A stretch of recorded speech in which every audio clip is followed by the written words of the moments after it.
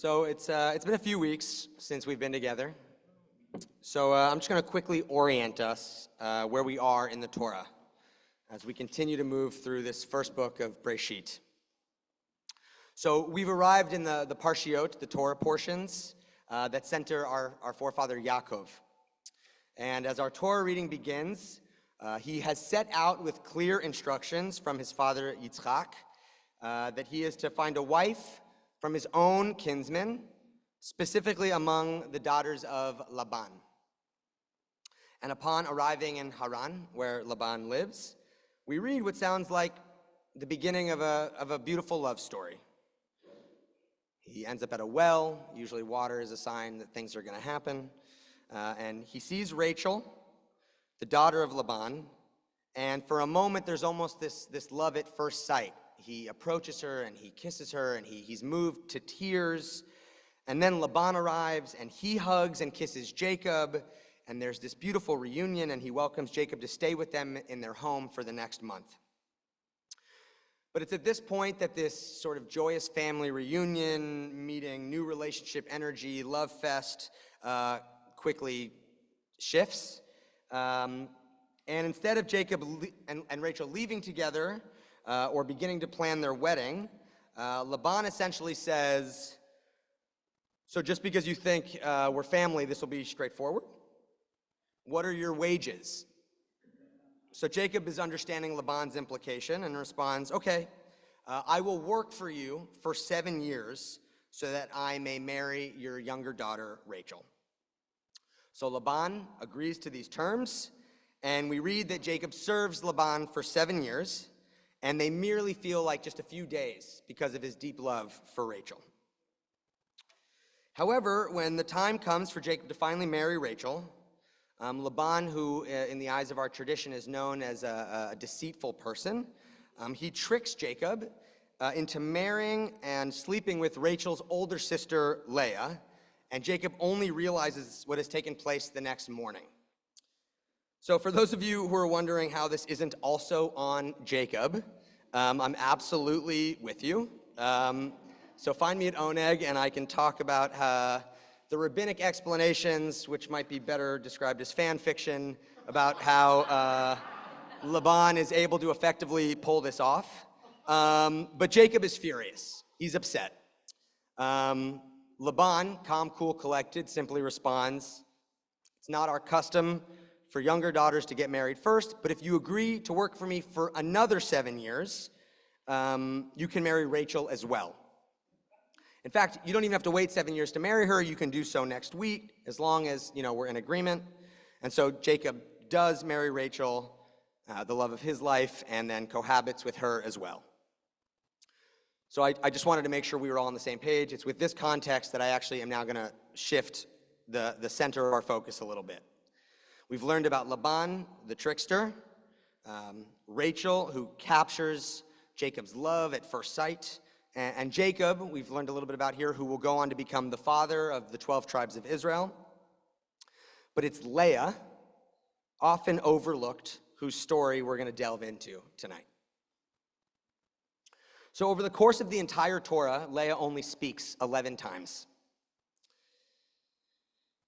Even more painfully, we're going to read in detail about the deaths of our forefathers. There will be verses dedicated to Abraham, Yitzchak, and Yaakov's deaths. We'll read about our foremothers' deaths as well, of Sarah, of Rivka, of Rachel. No word is mentioned of Leah's passing. While we read that Rachel is beautiful, overwhelmingly so, we read that Leah has weak eyes. And once she and her sister have both married the same partner, the text tells us, quote, that Jacob loved Rachel more than Leah, and that God saw that Leah was unloved. Her story is heartbreaking. It's one that's often used as evidence, not only for the patriarchal tone of the Torah, but actually its patriarchal agenda. That Leah, through this sort of feminist critique, is only in the story for the sake of delivering her husband a male heir, male children. And I'm in absolute agreement that both her presentation by the text and the details of her life are heart-wrenching. But I'm also interested in exploring what we can learn about Leah from Leah herself, from the few moments that we do hear her speak, and from the richness that each of these moments of Torah offer us. So the primary mode through which we experience Leah expressing herself in our Parsha is in each of the moments that she names her children. And as she names her first three children, this feminist critique that the Hebrew Bible only brings women into the story to serve the storyline of its male protagonists is strengthened. So in these three verses of chapter 29, we're going to read, Leah conceived and bore a son and named him Reuven, for she declared, it means, Adonai has seen my affliction, but it also means, now my husband will love me. She conceived again and bore a son and declared, this is because Adonai heard that I was unloved and has given me this one also. So she named him Shimon. And again she conceived and bore a son and declared, this time my husband will become attached to me, for I have borne him 3 sons. Therefore he was named Levi. And so these verses are not interceded by Jacob reaching out to Leah, by an affirmation of his love or his appreciation or even an acknowledgement of her. Instead, they continue to speak to her loneliness, her feelings of being unseen, uncared for. But then all of a sudden, there is a shift that is both as surprising as I believe it is profound. Leah gives birth to her 4th son. Except instead of another expression of her anguish, another attempt for her husband to see her, she makes a different choice.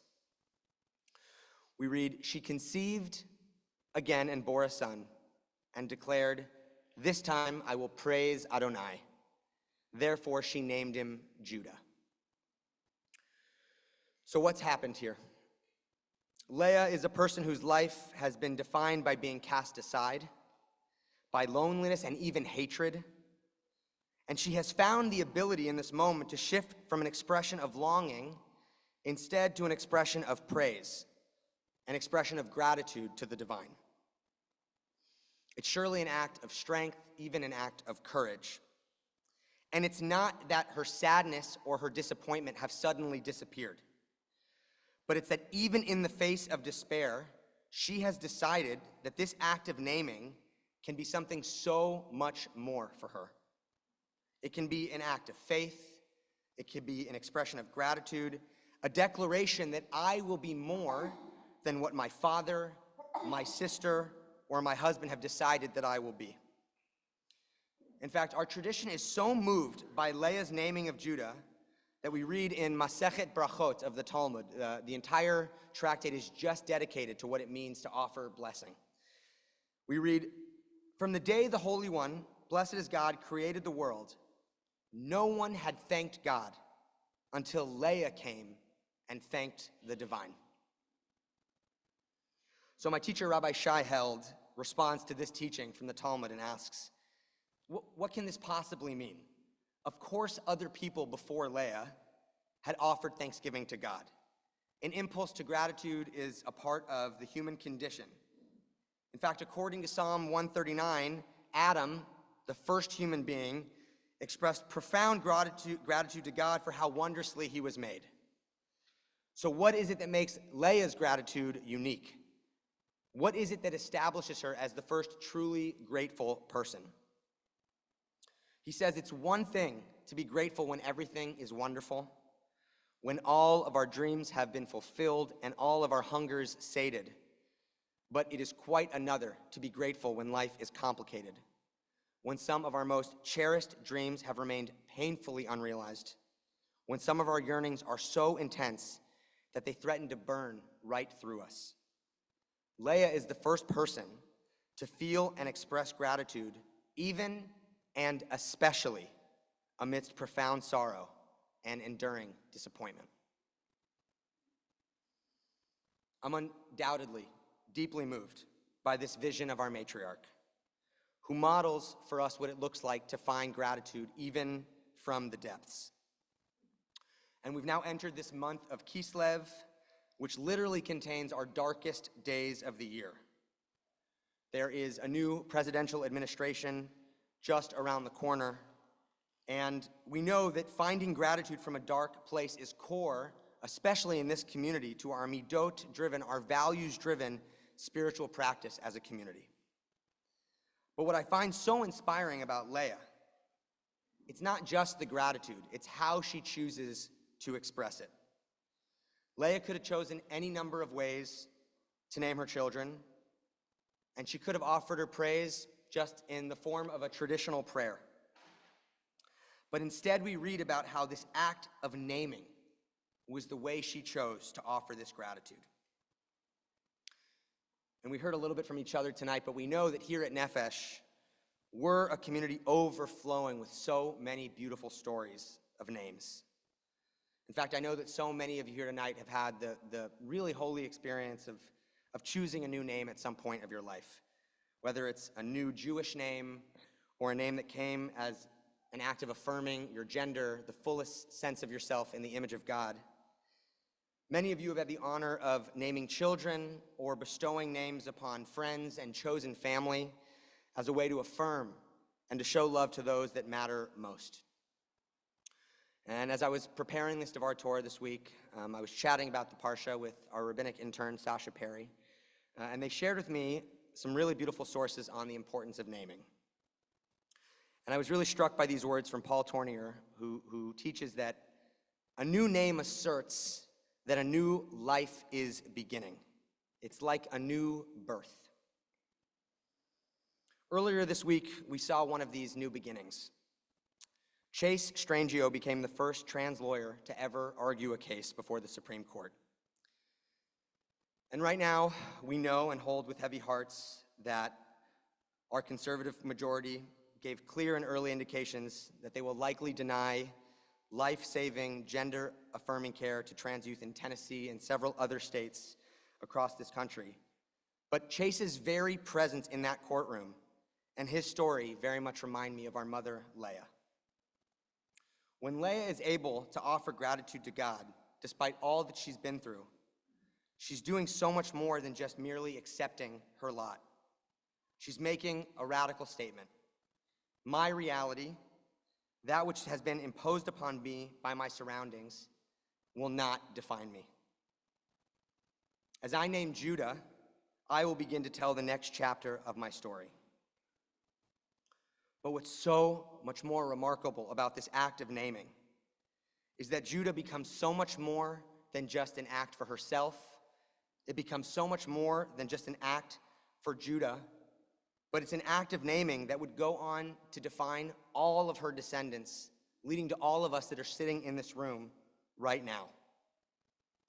Because as Rabbi Shai finishes his commentary on this Parsha, he points out that her naming is about more than the ability to find gratitude amidst her own pain.